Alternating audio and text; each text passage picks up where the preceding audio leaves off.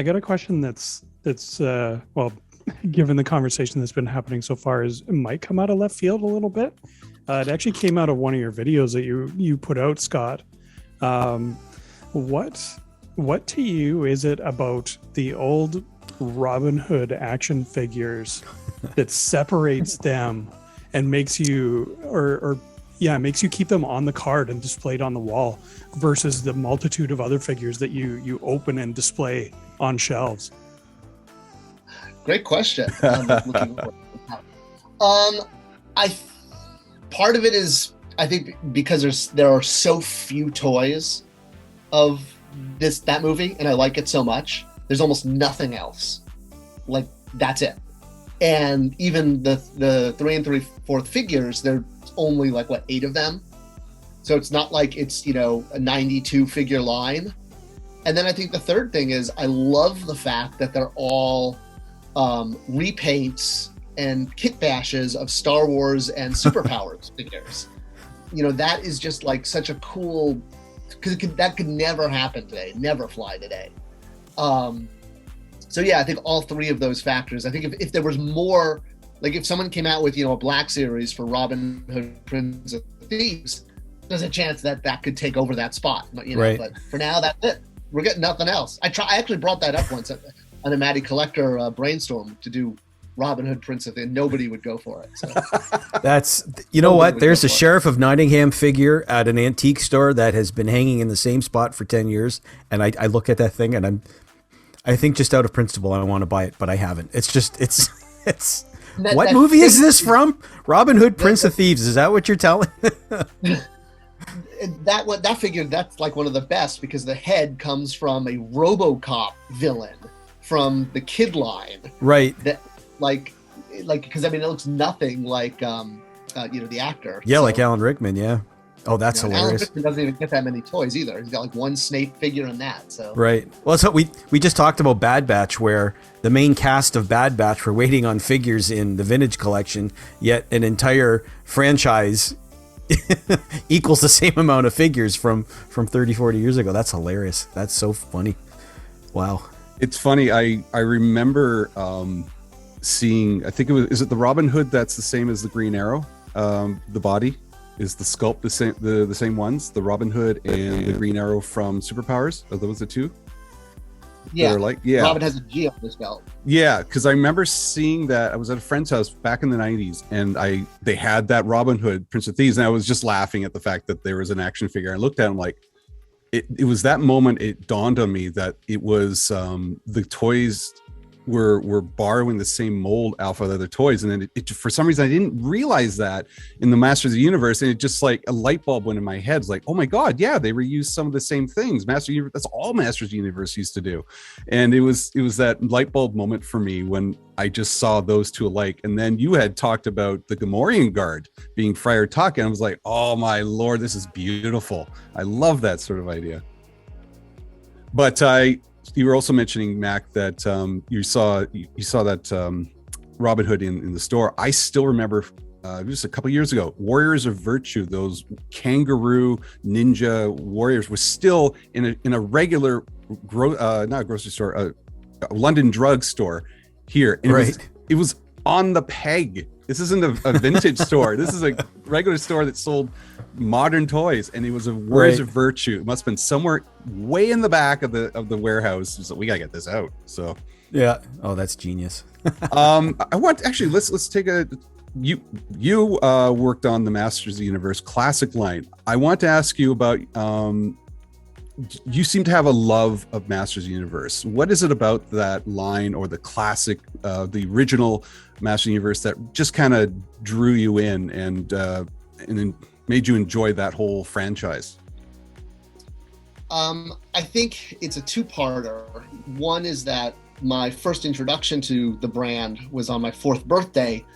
I had a really bad cold, and my parents had to postpone my party with my friends, which obviously for 4, that's life crushing. So to cheer me up, here I am sick on the bed, no birthday party. They gave me my family presents early, which was Castle Grayskull, He-Man, Skeletor, Battle Cat, and Stratos, I think. And yeah, that they represented like a lot of joy at a time when I was very sad.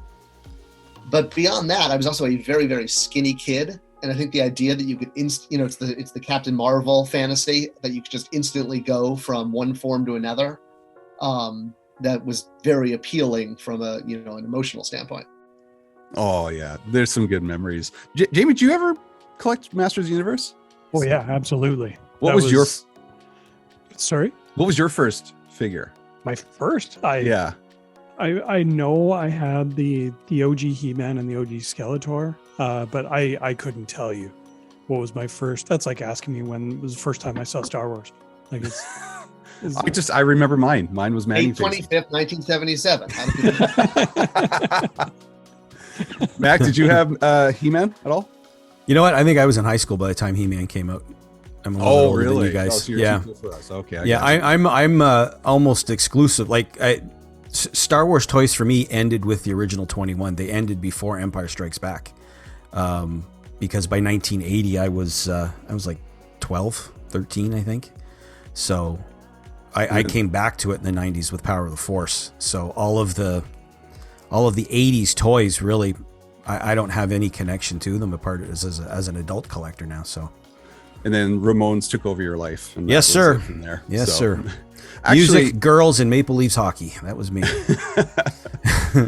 Scott, do you remember the Power of the Force series that came out in the 90s? Like, what was it about that whole line that just, because that brought collecting back for me as well, to the point where I was going down to the States to get it months before it hit the Canadian border. Just, I would pay the duty, I would pay everything just to get it a couple months earlier. What was it about that line that just caught everybody's attention again?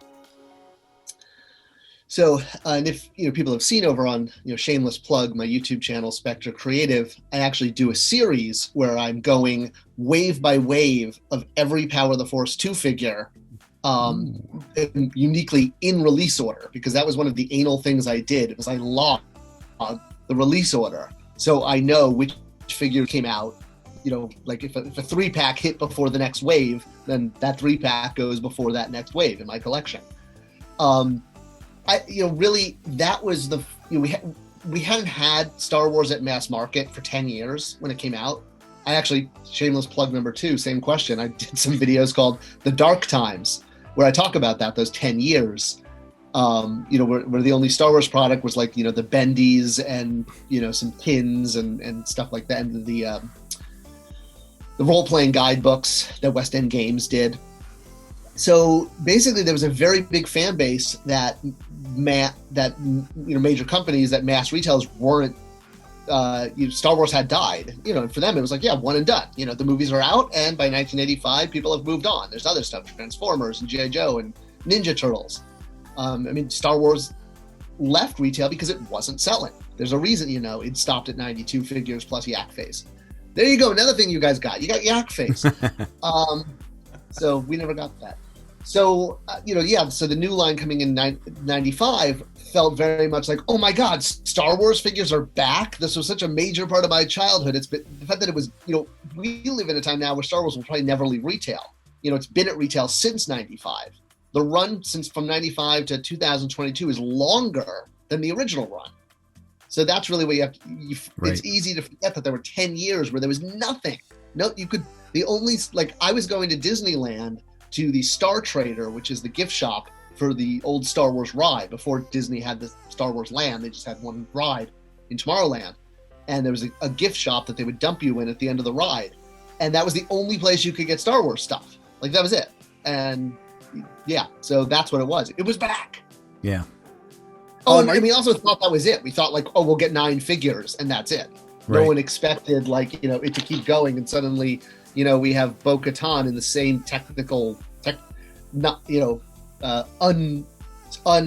unhalted release of 3 3/4 figures.